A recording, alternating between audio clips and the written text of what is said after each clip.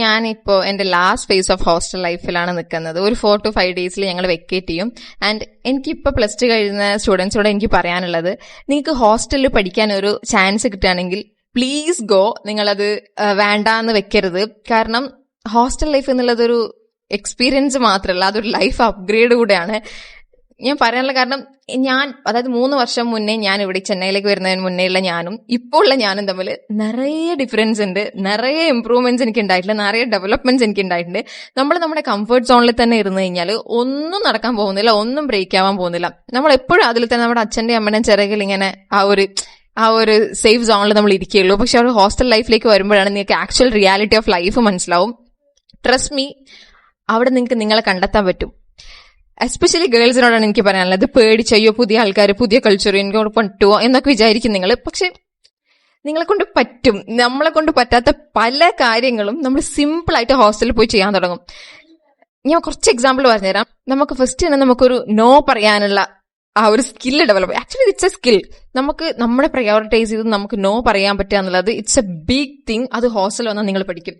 Value of money. അച്ഛന്റെ അമ്മയുടെ കയ്യിൽ നിന്ന് ഒരു 100 രൂപ 200 രൂപ 1000 രൂപ എന്ന് പറഞ്ഞ സാധനങ്ങൾ നമ്മൾ വാങ്ങിക്കുമ്പോൾ, നമ്മളിവിടെ ഹോസ്റ്റലിൽ വന്നു കഴിഞ്ഞാൽ ഒരു 5 രൂപയുടെ ബിസ്ക്കറ്റ് വാങ്ങിക്കാൻ പോലും ഒരു 10 പ്രാവശ്യം ആലോചിക്കും.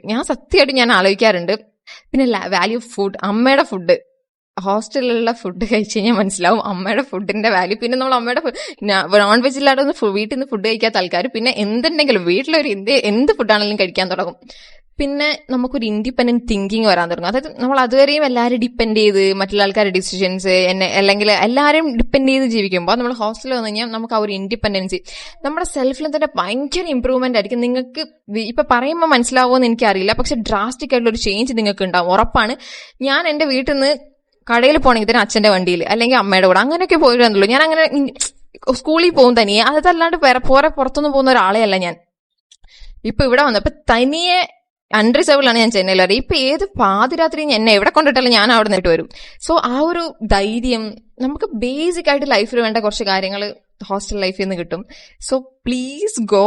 നിങ്ങൾ ആരും വേണ്ടാന്ന് വിചാരിച്ച് അല്ലെങ്കിൽ കംഫർട്ട് സോണിൽ തന്നെ ഇരിക്കണം അല്ലെങ്കിൽ അച്ഛനമ്മേന്റെ കൂടെ തന്നെ മതി എന്ന് വിചാരിച്ച് നിങ്ങൾ പോകാതിരിക്കരുത്. ഞാൻ ഭയങ്കര ഹോംസിക് ആയിട്ടുള്ള ഒരാളാണ്. ഞാൻ അമ്മേന്റെ അടുത്ത് ഭയങ്കര അറ്റാച്ച്ഡ് ആയിട്ടുള്ള ഒരാളാണ്. എനിക്ക് ഹോസ്റ്റലിൽ സർവൈവ് ചെയ്യാൻ പറ്റിയിട്ടുണ്ടെങ്കിൽ ഞാനിത് ഭയങ്കര ഹാപ്പിയാണ്, ഭയങ്കര സാറ്റിസ്ഫൈഡ് ആണ് എന്റെ ഹോസ്റ്റൽ ലൈഫിൽ. സോ എനിക്ക് സർവൈവ് ചെയ്യാൻ പറ്റിയിട്ടുണ്ടെങ്കിൽ നിങ്ങൾക്ക് എന്തായാലും പറ്റും. So please go. ബൈ.